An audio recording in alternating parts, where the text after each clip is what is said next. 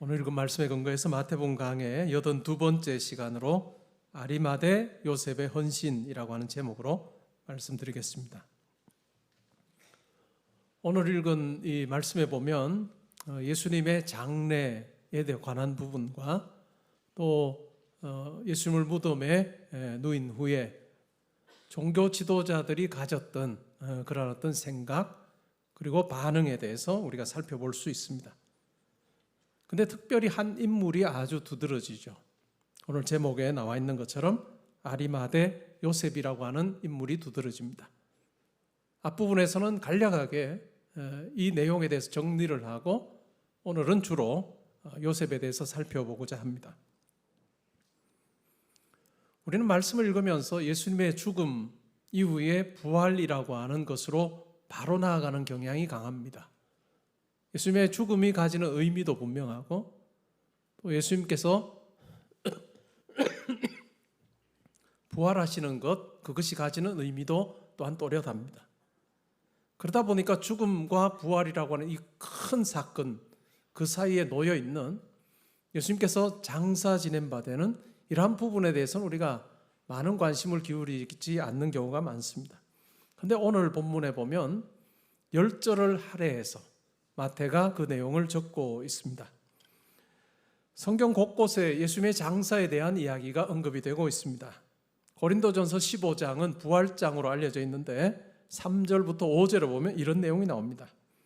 내가 받은 것을 먼저 너희에게 전하였노니 이는 성경대로 그리스도께서 우리 죄를 위하여 죽으시고 장사 지낸 바 되셨다가 성경대로 사흘 만에 다시 살아나셨다라고 그렇게 적고 있습니다. 죽으시고 살아나셨다 그 사이에 장사 지낸 바 되셨다라고 분명히 언급하고 있습니다. 오늘 우리가 고백했던 사도신경에도 그 내용이 나옵니다. 본디오 빌라도에게 고난을 받으사 십자가에 못 박혀 죽으시고 장사한 지 사흘 만에 다시 죽은 자 가운데서 다시 살아나시며 라고 우리의 신앙의 고백에도 분명히 나오고 있습니다. 4개의 복음서 전부에 예수님께서 이 장사 되신 이 부분에 대해서 언급을 하고 있습니다. 그럼 왜 그럴까요? 그냥 죽음에서 부활로 바로 넘어가면 될 것 같은데 굳이 왜 이 사건을 적고 있을까요? 이 사건을 적으면서 예수님의 어떤 장사에 대한 이야기를 하면서 두 가지 의도가 있는 것 같습니다. 하나는 예수님께서 실제로 죽으셨다. 이 세상에 태어난 모든 사람들이 다 겪게 되는 그 죽음을 예수님께서도 당하셨다라고 하는 이야기입니다. 그냥 예수님께서 기절하셨다가 그렇게 살아나신 것이 아니라 실제로 죽으셨고 그의 시체가, 육체가 무덤에 안치되었다라고 하는 분명한 이야기를 하고 있습니다. 그러면서 아무런 소망이 없는 것처럼 보이는 예수님의 인생의 결말에 대한 이야기를 해주고 있습니다. 두 번째는 구약의 예언이 성취된 것을 우리에게 알려줍니다. 이사야서 53장 9절에 보면 이런 말씀이 나옵니다. 그는 강포를 행하지 아니하였고 그의 입에 거짓이 없었으나 그의 무덤이 악인들과 함께 있었으며 그가 죽은 후에 부자와 함께 있었도다 라고 하는 말씀이 나오는데 예수님의 죽음에서 바로 이와 같은 예언이 이루어졌다라고 이야기를 하고 있습니다. 그리고 이어지는 내용을 보면 예수님께서 무덤에 이제 안치된 후에 종교 지도자들이 이튿날 빌라도 총독에게 갑니다. 그리고 이런 요청을 합니다. 군사 하나를 세워서 이 무덤을 지켜주시오라고 그렇게 간청합니다. 왜 그렇게 간청할까요?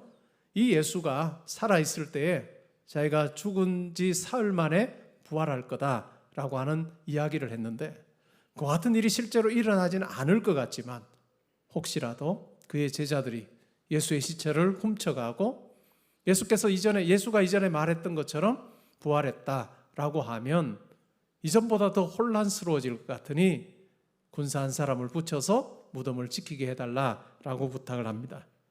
그 말을 들었을 때 빌라도 총독이 어떤 생각을 했을까요? 말도 안 되는 일을 요청하고 있다라고 생각을 했을 것입니다. 그리고 이렇게 답합니다. 너희들에게도 군사가 있지 않느냐. 여기서 말하는 군사는 성전 경비대를 의미해야 할 것입니다. 그 군사 중에 하나 택해서 무덤을 지키도록 해라 라고 그렇게 이야기를 합니다.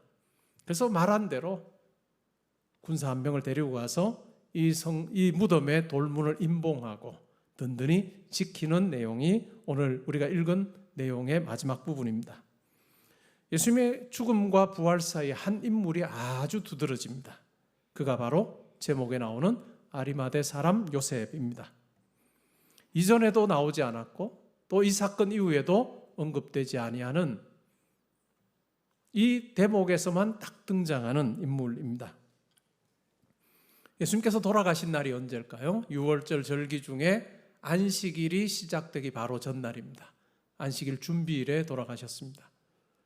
6월절 절기를 지키면서 특별히 오후 3시쯤에 6월절 양을 잡는 그런 일을 했는데 예수님께서도 오후 3시에 십자가에서 운명하셨습니다. 오늘 본문에 보니까 시작이 저물었을 때라고 하는 말로 시작합니다. 여기서 저물었다라고 하는 이 말은 이제 해가 질 무렵이다라고 하는 의미보다는 이 날이 이제 끝날 무렵이 되었다라고 하는 의미입니다. 유대인들에게는 하루의 시작이 언제부터 시작이 되느냐 하면 오후 6시부터입니다. 저녁 6시에 하루가 시작이 됩니다. 그리고 그 다음날 6시까지가 하루입니다. 그런데 예수님께서 오후 3시에 안식일이 시작되기 전날인 오후 3시에 십자가에서 죽으셨습니다. 그리고 딱 3시간 정도 남아 있습니다. 안식일이 되면 어떻게 해야 될까요? 아무런 노동도 할 수가 없습니다. 사람을 장례 치르는 것도 불가능합니다. 그런 의미에서 저물었을 때 이 준비일이 다 끝나갈 무렵에 아리마대 사람 요셉이 가서 총독에게 요청하는 내용이라고 설명하고 있습니다. 예수님의 시체를 달라고 그렇게 요청합니다. 마가복음에서 보면 아주 당돌히 요청했다라고 그렇게 적고 있습니다. 당돌히 요청했다. 어떤 의미일까요? 쉽게 이야기할 수 없는 내용을 요청한 거다라고 하는 이야기죠. 예수가 죽었습니다. 그것도 로마의 사형 중에서 제도 중에서도 가장 극형에 해당하는 십자가형을 통해서 죽었습니다. 예수를 가까이 하는 것 자체가 어느 누구에게나 다 손해가 주어질 수밖에 없는 그런 형편에서 빌라도 총독에게 가서 아리마대 사람 요셉이 예수의 시체를 내게 달라고 그렇게 요청하고 있습니다. 그 요청을 들었던 빌라도가 예수가 벌써 죽었는지를 백부장에게서 물어서 확인하고 시체를 넘겨줍니다. 세세마포로 예수님을 싸서 바위 속에 판 무덤에 넣어두고 돌을 굴려서 무덤을 막았습니다. 2명의 마리아가 이 광경을 보고 있습니다. 이 아리마대 요셉, 다른 곳에 나오지 않는 이 아리마대 사람 요셉, 그런 어떤 사람일까요? 4개의 복음서에서 다 이야기하는 내용을 종합해 보면 이렇습니다. 그는 그 당시 유대 사회에서 상위 1%에 해당하는 사람이었습니다. 정치적으로 보자면 그는 존경받는 공회원 중에 하나였습니다. 여기서 말하는 공회라고 하는 것은 지역 공회가 아니고 사내들인 공회로 우리가 이해를 합니다. 유대 사회에서 가장 결정력 있었던, 힘이 있었던 그와 같은 최고 의결 기관이었던 그 사내들인 공회의 일원이었습니다. 경제적으로 보면 어땠을까요? 부자였습니다. 그리고 종교적으로 보면 어떨까요? 그는 선하고 의로운 사람이었다라고 누가복음에서도 이야기를 하고 있습니다. 그런데 특이한 점은 뭘까요? 이 아리마대 사람 요셉을 예수의 제자라고 그렇게 부릅니다. 마태복음에서도 그렇게 부르고 요한복음에서도 예수의 제자였다라고 이야기를 하고 있습니다. 우리가 흔히 복음서에서 만나는 예수의 제자는 어떤 사람인가요? 예수님의 12제자를 통해서 우리가 확인할 수 있듯이 자기가 하던 일을 버려두고 예수를 좇은 사람들입니다. 고기를 잡다가 예수님께서 나를 따르라 라고 명령하셨을 때 그물과 배를 또한 함께 일했던 아버지를 그냥 두고 예수님을 쫓았던 사람, 그가 예수님의 제자였습니다. 세관에서 세금을 징수하고 있을 때 나를 따르라 라고 하는 그 말씀을 들었을 때 그 일을 그만두고 예수를 따랐던 자들이 바로 제자들입니다. 그런데 오늘 이 아리마대 사람 요셉을 향해서 예수의 제자였다라고 분명하게 이야기를 하고 있습니다. 이것은 우리에게 가르쳐주는 부분이 있습니다. 어떤 제자는 자기의 직업을 버리고 전적으로 예수를 좇는 삶의 방식을 취했고, 또 어떤 제자는 자기가 하던 일을 그냥 하면서, 자기가 일을 하던 것을 그대로 하면서 그 가운데 예수의 가르침을 실천한 그 같은 제자도 있었다라고 하는 이야기입니다. 교회 안에서 전심전력하여서 섬겨야 될 사람, 저와 같은 교역자들일 것입니다. 반면에 직장에서 여러분들이 대부분의 시간을 보내는 그곳에서 정말 예수 믿는 자답게 살아야 되는 그 같은 분들이 바로 여러분일 것입니다. 여러분 가정에서 대부분의 시간을 보내는 분들이 계시다면 여러분 그곳에서 예수의 제자다운 모습으로 살아야 될 것입니다. 하나님께서는 아리마대 요셉의 지위를 사용하셨습니다. 한번 상상해 볼까요? 베드로나 안드레가 이 빌라도 총독에게 가서 나에게 예수의 시체를 주시오라고 하는 요청을 할 수 있었을까요? 총독에게 나갈 수 있는 그와 같은 사람이 아닙니다. 갈릴리 호수에서 고기를 잡던 이 어부로 살았던 제자들은 총독에게 나아가서 그와 같은 요청을 할 만한 그와 같은 방법이 없습니다. 그런데 하나님께서는 이 아리마대 사람 요셉, 정치적으로는 산헤드린 공회원 일원이었고 더군다나 또 존경받는 공회원이었고 부자였고 또한 종교적으로 아주 열심히 있었던 이 사람을 통해서 당돌하게 예수의 시체를 달라고 빌라도에게 요청하게 했습니다. 하나님께 쓰임받는 사람, 꼭 가난하거나 배움이 없거나 낮은 사람일 필요가 없습니다. 하나님은 부자도 쓰시고 가난한 자도 쓰십니다. 배움이 많은 자도 쓰시고 배움이 적은 자도 쓰십니다. 지위가 높은 사람도 쓰시고 지위가 낮은 사람도 쓰십니다. 그럼 무엇이 중요할까요? 하나님께 쓰임받기 위해서 중요한 것은 하나님께 쓰시기에 합당한 사람이 되는 것이 중요합니다. 이것과 관련해서 신약 성경에 보면 한 부잣집에 많은 그릇이 있었습니다.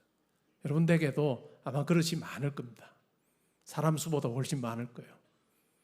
그런데 그 그릇을 어떤 음식에 따라서 그 그릇을 선택해서 여러분들이 아마 사용할 것입니다.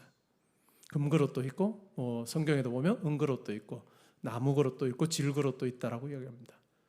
그런데 이 그릇이 쓰임 받으려고 하면 어때야 될까요? 깨끗해야 된다.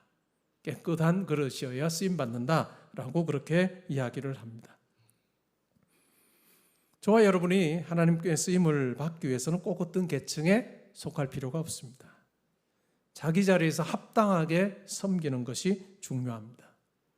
그러면 하나님께서 이 아리마대 사람 요셉을 사용하셨던 이유에 대해서 우리가 말씀을 통해서 한 두 가지 정도로 생각을 해보려고 합니다. 첫 번째 그는 마가복음 15장 43절에 보면 하나님 나라를 사모하는 자였다라고 이야기를 합니다. 하나님 나라를 사모하는 자였다. 다르게 말하면 하나님의 통치를 자기의 삶 가운데서 이루기를 원하는 사람이었다라고 하는 의미입니다. 하나님의 통치가 자기의 삶 가운데 이루어지기를 소망하며 살았습니다. 그 당시 사회에서 보면 이 아리마대 요셉은 부족함이 없는 사람이었습니다. 모자랄 것이 없는 사람이었습니다. 정치적으로, 경제적으로, 종교적으로 하나 부족한 것이 없었습니다. 그런데 다른 사람들이 보기에는 부족함이 없었어도 항상 자기에게는 부족함이 있었습니다. 그게 뭘까요? 바로 하나님 나라, 하나님의 통치를 내가 누리는 삶을 살기를 원한다라고 하는 그 소원이 있었다. 아리마대 요셉 정도면 안주하기 쉽습니다. 특별히 크게 기도할 것도 없는 그런 삶인지도 모르겠습니다. 그러나 그의 마음속에는 내 삶 가운데 하나님의 분명한 뜻이 이루어지기를 원합니다 라고 하는 그 소원함이 있었다라고 하는 것입니다. 여러분은 어떠신지요? 여러분 속에 어떤 소원이 있습니까? 살면서 많은 사람들이 원하는 부자 되기를 원합니다. 건강하기를 원합니다. 그 소원만 있다면 어찌 보면 그런 측면에서 보면 아리마대 사람 요셉은 소원이 없었던 사람일 수도 있습니다. 그러나 그에게는 아주 분명한 소원이 있었습니다. 그처럼 우리 모두에게도 하나님 제게 소원이 하나 있습니다. 그 소원은 제 삶을 통해서 하나님이 분명히 드러나기를 원합니다. 하나님의 뜻이 제 삶을 통해서 이루어지기를 원합니다 라고 하는 그 간절한 하나님 나라를 사모하는 것이 우리 가운데 있으면 좋겠습니다. 한국교회 역사가 이제는 100년이 훨씬 더 넘었습니다. 그 가운데 많은 부흥이 일어났습니다. 예수 믿는 분들도 많이 늘어났죠. 그런데 한국교회가 강조했던 영성을 보면 교회 안의 영성입니다. 교회 훈련을 통해서 교회에 적합한 제자를 길러내는 데는 한국교회가 세계 어느 교회와 비교해도 손색이 없을 정도로, 아니 월등할 정도로 교회 안에 제자를 키우는 데는 한국교회가 정말 잘했습니다. 교회 안에 제자를 키우면 어떻게 해야 될까요? 교회로 나와야 되는 것입니다. 교회로 나와서 많은 시간을 보내야 되는 것입니다. 그것이 한국교회가 이제까지 강조했던, 어찌 보면 한국교회는 많은 성도들이 교회에 나와서 여러 가지 프로그램을 통해서 제자가 되는 법을 배워감으로, 또 예수 그리스도의 제자가 되고 하나님 백성 되는 법을 배워감으로 교회는 환하게 빛나는 것 같은 곳이었습니다. 그런데 안타깝게도 각자 자기의 자리에서 예수를 따르는 제자로서의 삶은 이러한 교회에 집중하다 보니까 소홀히 한 면이 큰 것이 바로 우리 한국교회고 우리 성도입니다. 교회에 많은 시간을 보내면 자연히 각자 자기가 맡아야 되는 그 삶의 자리에서는 탁월하기가 어렵습니다. 우리 각자를 하나님께서 부르신 그 자리에서 하나님의 부르심을 좇아서 탁월한 모습으로 사는 것이 중요합니다. 저는 기도할 때마다 우리 성도님들을 위해서 기도하고 또 우리 교회에서 자라는 자녀들을 위해서, 우리 아이들을 위해서 기도할 때마다 하나님 각 영역에서 탁월한 전문가가 되게 해주십시오. 꼭 필요한 사람이 되게 해주십시오. 세상의 가치에서만 그런 것이 아니라 정말 예수 그리스도를 좇는 그 같은 참 제자가 되어서 각 분야에서 탁월한 모습으로 살게 해주십시오 라고 하는 기도를 합니다. 무엇을 하든지 얕게 행동하지 말고 우직하게 선이 굵게 행동하는 그러한 많은 진짜 주의 제자들이 있게 해주십시오라고 저는 기도를 합니다. 교회에서는 아주 좋은 주의 제자인 것처럼 보이지만 여러분의 각자의 삶의 자리에서는 그저 그런 모습으로 산다면 그것은 하나님께서 기뻐하시는 것이 아닐 것입니다. 저는 우리 교회에 속한 성도님들이 각자 있는 자리에서 꼭 필요한 사람, 저 사람이 있어야 어떤 일이 된다라고 생각되는 그 정도의 참 비중 있는 그러한 모습으로 여러분이 살면 좋겠습니다. 여러분이 어떤 일을 하든지 간에 다양한 일을 하면서도 정말 그와 같은 평가를 받을 수 있다면, 그리고 기꺼이 그와 같은 일을 감당하고 그러면서도 우쭐대지 아니하고 많은 사람과 더불어 함께하는 법을 보여주는 그런 넉넉한 그런 모습이 있으면 좋겠습니다. 어느 누구도 대신해 줄 수 없는 여러분의 삶의 자리에 하나님의 통치가 있기를 소원합니다 라는 그 간절한 사모함이 여러분 가운데 있으면 좋겠습니다. 두 번째로 아리마대 요셉이 하나님의 쓰임을 받았던 이유가 있다면 요셉은 때를 기다렸다가 때가 왔을 때 놓치지 않았습니다. 때가 주어졌을 때 그는 놓치지 않았습니다. 누가복음 23장 51절에 보면 예수님을 죽여야 되겠다라고 하는 의도로 산헤드린에서 투표를 합니다. 이 아리마대 사람 요셉을 제외하고는 다 찬성표를 던졌던 것 같습니다. 그런데 아리마대 사람 요셉은 반대표를 던집니다. 여러분, 이것이 얼마나 어려운지를 우리는 살면서 압니다. 대다수가 그쪽으로 흘러가는데 내가 아니오라고 이야기하는 거 보통 용기가 아니면 하기 어려운 일입니다. 그런데 아리마대 사람 요셉은 그러했다. 나는 예수를 죽이는 일에 나는 동참하지 못하겠다라고 분명하게 자기의 의사표현을 했습니다. 우리에게 시간이 주어져 있습니다. 우리 각자 믿는 분이든 믿지 않는 분이든 다 동일한 시간을 가지고 살아갑니다. 그 시간을 우리가 크로노스라고 부를 수 있을 것 같습니다. 물리적인 시간입니다. 하루면 24시간이고 일주일이면 7일이고 1년이면 365일이고 하는 이와 같은 물리적인 시간입니다. 이것은 믿는 자나 믿지 않는 자 다 똑같이 누리는 시간입니다. 여러분들이 그 시간을 누린 만큼 여러분의 나이입니다. 그런데 성경에서 말하는 시간은 이 크로노스라고 하는 말 외에도 카이로스라고 하는 말도 있습니다. 바로 사건 중심의 시간입니다. 때와 관련된 시간입니다. 아리마대 사람 요셉이 복음을 전했다는 이야기, 예수에 관한 이야기 없습니다. 성경에 딱 한 사건이 기록되어 있는데 그것이 바로 예수의 장례를 치렀다라고 하는 이야기입니다. 그는 자신이 나서야 할 때 그는 물러서지 않고 용기 있게 행동했습니다. 세상을 사는 많은 사람들이 건강하게 오래 살기를 바랍니다. 물론 중요할 수 있습니다.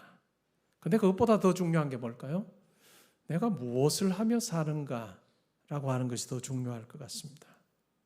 하나님께서 내게 맡겨주신 그 일을 내가 하고 하나님 앞에 서기를 원한다라고 하는 그 소원이 우리 가운데 있어야 할 것입니다. 우리가 하나님께서 맡겨주신 일을 다 감당하고 나면 하나님께서 우리를 부르실 것입니다. 그것이 떠날 시간입니다. 하나님께서 나를 통해 이루시기를 원하셨던 그 일을 다 이루시고 나면 하나님께서 우리를 부르시는데 그때는 억지로 가는 곳이 아니라 내가 기쁨으로 바람으로 가는 곳, 그것이 바로 천국입니다. 누가복음 2장에 보면 시몬이라고 하는 사람이 등장하죠. 그는 성전에서 날마다 이스라엘의 위로를 기다리는 자로 살았습니다. 성령님께서 그에게 말씀해 주셨습니다. 네가 죽기 전에 메시아를 너의 눈으로 볼 거다. 이 말이 가지는 의미가 뭘까요? 네가 죽기 전에 내 눈으로 메시아를 볼 거다라고 하는 그 말, 메시아가 온 건 너 보고 죽을 거야, 단순히 이야기는 아닙니다. 메시아가 이 땅에 오는 것을 내가 보고 눈을 감기를 원합니다라고 하는 그 의미는 뭘까요? 메시아를 통해 이 땅에 하나님께서 베푸실 그 복을, 그 영광을, 그 평안을, 그 샬롬을 내가 보고 세상을 떠나기를 원합니다 라고 하는 간절한 소원함이 있어서 그는 하나님 나라 통치의 주인공으로 오실 메시아를 그는 바라보는 자로 살았습니다. 그가 성전에서 아기 예수님을 보았을 때 누가복음 2장 29절부터 32절 그는 이렇게 고백합니다. 주제여 이제는 말씀하신 대로 종을 평안히 놓아주시는도다. 내 눈이 주의 구원을 보았사오니 이는 만민 앞에 예비하신 것이요 이방을 비추는 빛이요 주의 백성 이스라엘의 영광입니다 라고 그렇게 고백하고 있습니다. 이것이 때를 기다리고 소명을 이루는 삶이라 할 수 있습니다. 구약 성경에 보면 에스더라고 하는 유대 여인이 등장합니다. 그리고 그의 사촌 오빠가 모르드게입니다. 우리가 흔히 삼촌으로 알고 있는데 원문에는 사촌 오빠입니다. 이 모르드게가 이방 나라에서 왕후가 됩니다. 왕의 아내가 되는 거죠. 아주 높은 자리에 올랐습니다. 그런데 이방 장군의 모략에 의해서 온 유대인들이 다 죽게 된 그와 같은 형편에 놓였습니다. 그때 사촌 오빠였던 모르드게가 에스더에게 이렇게 말합니다. 내가 왕후의 자리를 얻은 것이 이때를 위함이 아닌지 누가 알겠느냐. 너는 홀로 왕의 아내로서 뭐 누릴 거 다 누리고 그렇게 사는 것, 그것이 네가 그 자리에 있는 목적이 아니라 하나님께서 너를 거기에 세워주심으로 이방 민족에 의해서, 이방 사람에 의해서 유대 민족이 다 멸절하게 되는 이 위기를 모면할 수 있게 하는 그 하나님의 섭리가 있지 않았겠느냐라고 그렇게 이야기를 해줍니다. 그 말을 듣고 이 에스더가 자기의 시녀들과 함께 금식하며 기도합니다. 그리고 결론을 내립니다. 내가 죽으면 죽으리라 라고 결심하고 작정하고 왕에게 나갑니다. 왕이 불렀을 때 나아갈 수 있는 그와 같은 시스템이 있었습니다. 근데 왕이 부르지 않았는데도 나가면 왕의 아내라 할지라도 불쾌하게 여기면 당연히 죽을 수밖에 없는 것이 그 당시의 사회였습니다. 기도하고 왕에게 나갑니다. 왕이 좋게 봅니다. 그리고 이 에스더의 간청을 들어줍니다. 그래서 결국은 유대 민족이 다 멸절하지 않을 수 있었던 하나님의 때를 이룬 에스더의 이야기를 우리는 잘 알고 있습니다. 그럼 어떻게 하면 때를 이룰 수 있을까요? 여러분 각자가 지금 하는 일, 지금을 여러분 소중히 여기시면 좋을 것 같습니다. 사람들은 자기가 하는 일을 그냥 경제적 가치로 판단합니다. 대체로는 자기가 하는 일보다 내가 대우를 받지 못한다라고 하는 생각 가지고 사람들이 삽니다. 그러나 성도는 그렇게 살지 않아야 할 것입니다. 지금의 소중함, 내가 지금 하고 있는 일의 이 소중함을 여러분 분명히 아셔야 됩니다. 그리고 그 안에서 내가 어떻게 하나님의 뜻을 이룰 수 있을까 하는 계획을 여러분 세워보십시오. 그리고 그 가운데 하나님께서 일하시기를, 하나님께서 내게 맡기신 그 사명이 무엇인지를 고민할 때 내 뜻이 아니라 하나님의 뜻에 충실하게 여러분의 삶을 한번 살펴보시고 계획해 보시면 좋을 것 같습니다. 이러한 것이 없으면 우리의 인생에 더해진 그 삶 별로 의미 없을 것입니다. 우리가 오래 사는 그것이 그냥 물리적인 시간, 나이로 계산되는 그 크로노스적인 시간만 있다면 우리가 오래 사는 것이 하나님 보시기에 뭔 의미가 있을까라고 하는 생각을 하게 됩니다. 구약 성경에 보면 죽을 병에 걸렸습니다. 그런데 기도했습니다. 15년을 더 살게 된 사람이 있습니다. 그가 누굴까요? 히스기야 왕입니다. 그런데 자기가 더 살게 된 그 15년 동안 히스기야 왕이 한 것은 뭘까요? 교만한 모습으로 살았습니다. 하나님께서 15년의 기회를 그에게 더 주셨음에도 불구하고 그 15년은 하나님의 뜻을 거스르는 15년이었습니다. 하나님께서 기뻐하지 않는 범죄의 시간으로 채워져. 어찌 보면 그에게 15년은 우리가 성경적인 측면에서 보면 오히려 잊지 않았는 것이 더 좋았을 법한 삶이었다는 것을 우리는 잘 알고 있습니다. 이것이 시간의 비만입니다. 시간의 비만. 과연 여러분의 삶 가운데서 내가 하나님의 뜻을 행하기를 원합니다. 내가 하나님의 통치를 내가 사모하는 자로 살고 있고 하나님께서 내게 기회 주실 때 내가 물러서지 아니하고 그 기회를 내가 붙잡기를 원합니다 라고 하는 그 마음으로 우리가 살아야 할 것입니다. 우리 성도의 인생이라고 하는 것은 물리적인 시간, 크로노스적인 시간입니다. 이 크로노스적인 시간 위에 영원이라고 하는 하나님의 그 가치, 뜻, 계획이 잇대어지는 것, 그것이 우리 성도에게 매우 중요한 것입니다. 그것을 다르게 말하면 카이로스라고 이야기할 수 있습니다. 우리가 하나님 앞에 섰을 때 하나님, 제가 100세를 살고 왔습니다. 제가 장수하여 120세를 살았습니다. So what입니다. 그래서 뭐?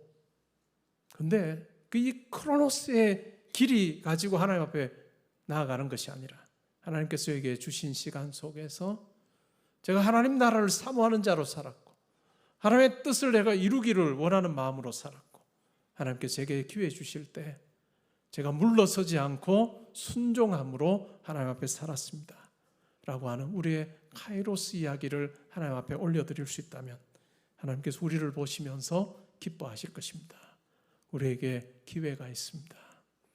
앞으로의 기회가 있고 이게 얼마나 남아있을지 우리는 모릅니다. 하나님은 영원히 계셔서 우리의 태어나는 그 첫 출발부터 마지막 호흡하는 마지막 순간까지를 하나님께서 한 번에 다 보고 지금 다 보고 계십니다. 우리가 앞으로 어떻게 살아야 할지 하나님께서 뻔히 보고 계시는데 그리고 우리가 하나님의 뜻을 구하며 나아갈 때 하나님께서 우리에게 감당할 수 있는 지혜와 능력을 주실 것입니다.